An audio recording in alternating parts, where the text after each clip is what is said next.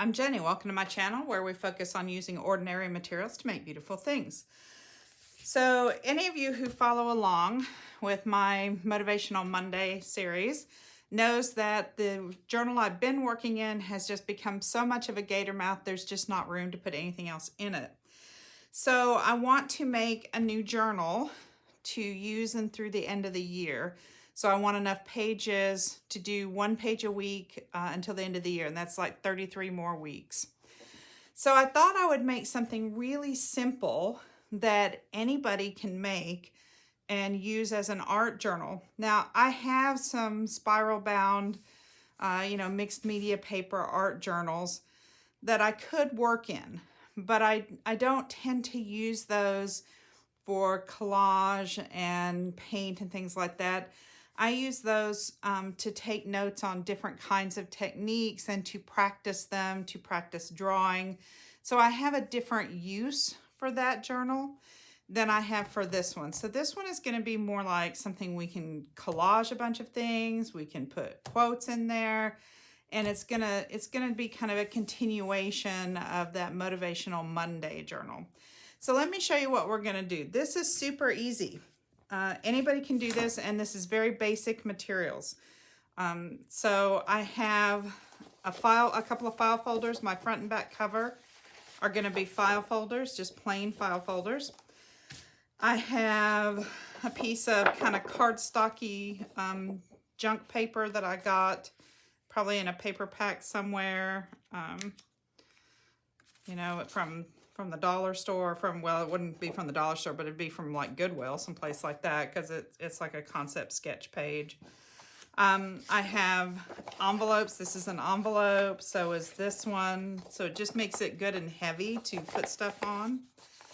I have a piece of junk mail. This is kind of a heavier piece of junk mail. And I've just alternated. I just have envelopes and kind of cardstock. This is a piece of cardstock that came in a package of paper that I got at Goodwill. And it has like wedding stuff on it. And I don't know anybody's getting married. I'm not getting married. I've been married almost 30 years, so I'm good. So I thought these would be okay. We can just cover them up. It doesn't matter whether they're in right side up, upside down, or anything, because we're just going to cover them up with other stuff. So I just have envelopes. There's another piece of that junk mail. So I just have envelopes and heavier junk mail papers and some cardstock things mixed in the middle of these. So what I'm going to do is I'm going to use a hole punch. I'm using this one because I know not everybody has like one of the big shot things. It's not a big shot. I can't remember what it's called. Anyway, not everybody has one of those. And the hole punches, the holes on it are rather small. They're kind of not very big, and I want these to be a little bit bigger because I'm going to lace some yarn through to hold these shut. So I just need to, that might be a little tall. Oh, apparently I didn't get one of them cut down. Which one did I not get cut down? Okay, so give me just a second. Let me finish cutting this down because it didn't get cut to the right size, and I'll be right back. Okay, I'm back, and now we've got them all the same size again. So I've just cut down anything that was bigger than the inside of my file folder. So you can see I've just cut them like that. Okay. All right, so I'm going to put 3 holes. You can put more than 3, but I think 3 is enough. So I'm gonna mark a template on this, and then I'm gonna punch everything else using this as a guide. So let's just, it's about 11.5 inches. So I wanna go maybe an inch in. Right there on the fold, maybe. An inch in, 11.5, 1, 2, 3, 4, 5 1/4. This would be about the middle. Okay, so you don't have to measure it. You can just eyeball it. Totally up to you. Do whatever feels right. I'm going to go a little to the inside, not quite centering that, so it's a little further away from the edge. Okay, so now all I'm going to do is, this is my cover. This is going to be my front cover, and I have the same thing on the back cover. And we will be able to open this once it's together, so I do like that. All I'm going to do now is go through and hole punch each of these. So I will probably stop the camera and come back when it's all hole punched. Okay, I'm back, and as you can see, I've hole punched everything, and I wasn't super careful. There are some of them where I, accidentally double punched. It's no big deal. This is a junk journal that we're going to paint in and things like that. So it's really not a problem if it's not precise. If you get yours off kilter and you have pages sticking up above it and it bothers you, then just trim them off. It's not really a big deal. So I'm going to use some yarn. You can use any kind of yarn, embroidery floss, embroidery thread would work. Let's see, this looks like it's cut past that knot. This is just something that I got. Most of my things like this come from Goodwill. So I just buy stuff in a bag, and so whatever's in the bag is what I bring home. I look at it. If it's got some colors or if I see one or two things in it that I like, then I just buy the bag. So what we're going to do is we're going to thread this through and pull it back. So I am going to cut these a little long to start with. Let's see. And then if I want to trim them off later, I can. But I want to make sure that I have enough space to move this around a little bit to open the book and things like that. So if you cut your yarn really short, once you thread it through, you won't really have a lot of room to open the book, and the idea is to be able to open it up and lay it flat. So I probably won't cut these off until a good deal later. All right, so here's the trick. I'm going to use a paper clip, and I'm going to kind of thread it up through. I'm going to do the center one first, which I realized after I marked it, that I did not get the center. I don't know why I thought I had the center. Apparently, I just can't measure today. So I am just threading this over I'm putting the holes over the paper clip that I have opened up. Hopefully you guys can see what I'm doing. I just want to get all of them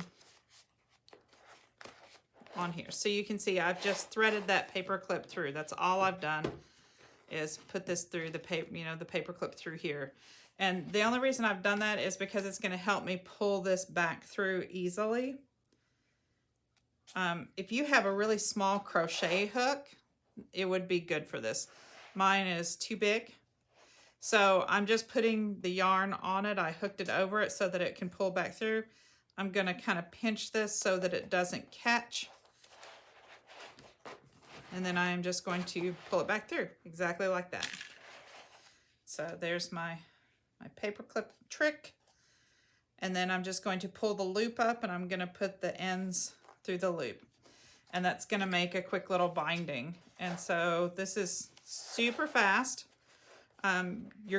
If you have kids and you want them to maybe do some journaling, or if you'd like to do some junk journaling with them, maybe when they're out of school, or if they're home, and you're looking for some art projects, this is a really quick project that you can do with kids easily. Use some of your junk mail, pick things that are sturdier. I get lots of ads. I don't know about you. Lots of ads that are on kind of a cardstock base. So they would be perfect for this. You could do this with that. And then your kids would have something to, you know, you could gesso over it if it's shiny, slick, and you don't think the paint will stick to it. You could always, you know, run some gesso over it, and then, or, you know, you can just glue directly on. The glue would probably be okay on the shiny if you use some good glue like art glitter glue or something like that. That would probably be okay. But you can see this, you can do this with just about anything. File folders make a good cover. They're a little thicker, but you don't have to have them. You know, certainly any kind of, if you have any kind of cardstock, anything. Because of the way this runs, the cardstock is a little bit easier to use, because you can put a little more glue and paint and things like that on it.